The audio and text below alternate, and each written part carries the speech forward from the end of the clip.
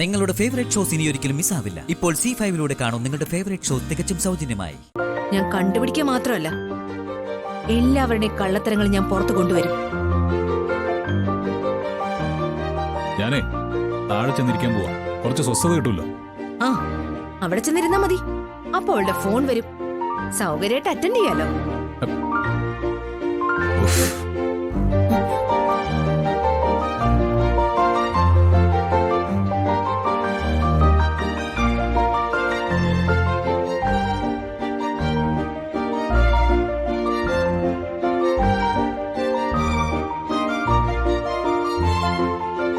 അമൃതേടത്തി, എന്താ?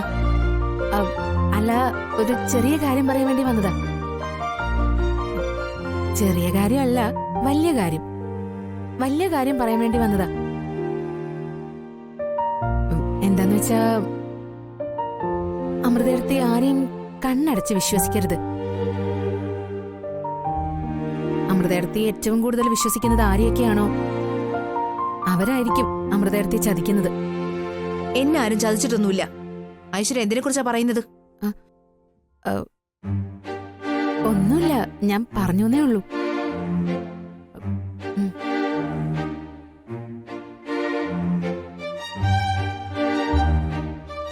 നാളെ ശ്യാമ അനുക്കുട്ടിയും കൊണ്ടുപോകുമ്പോ പിന്നാലെ പോണം.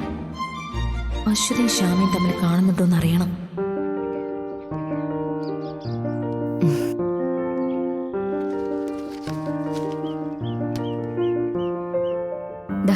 ഇത് വെച്ചോളൂ. ശ്യാമേ, ഇത് വേണ്ട ശ്യാമേ. ശ്യാമ എനിക്ക് വേണ്ടി ബുദ്ധിമുട്ടണ്ട. ചേച്ചി, ഞാനിത് സ്നേഹത്തോടെ തരുന്ന കാശ. ചേച്ചി വാങ്ങിച്ചേ പറ്റൂ. വാങ്ങിക്ക് ചേച്ചി. വേണ്ട ശ്യാമേ, വാങ്ങിക്ക്. വേണ്ട.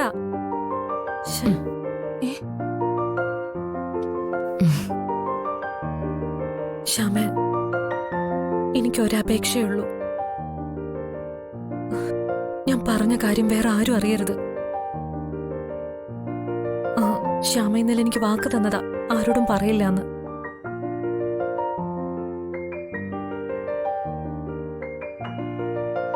ഇന്നലെ അനുമോള് പറഞ്ഞതൊക്കെ ശരിയായിരുന്നു. ശ്യാമയ്ക്കപ്പോ എല്ലാ രഹസ്യങ്ങളും അറിയാം. എല്ലാം തുറന്നു പറയേണ്ട ഒരു സാഹചര്യം വരും. അന്ന് പറഞ്ഞാൽ മതിയല്ല. അതുവരെ ആരും അറിയരുത്.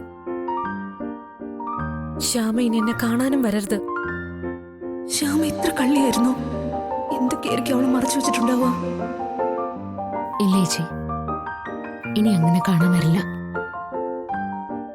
ചേച്ചി എന്നോട് പറഞ്ഞ രഹസ്യം ഒരു വലിയ രഹസ്യമായിട്ട് തന്നെ ഞാൻ മൂടി വെക്കും. ഇപ്പൊ തന്നെ ചോദിക്കണം. അല്ലെങ്കിൽ വേണ്ട. അവൾ എന്ത് കള്ളം പറയും?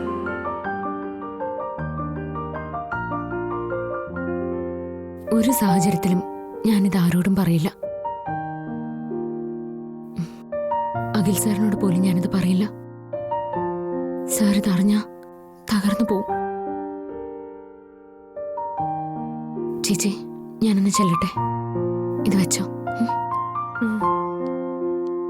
ശ്യാമയുള്ള എല്ലാ ബന്ധവും അവസാനിച്ചു. എന്നെ ഇങ്ങനെ വഞ്ചിക്കാൻ ഞാൻ ശ്യാമയോട് എന്ത് തെറ്റാ ചെയ്തത്?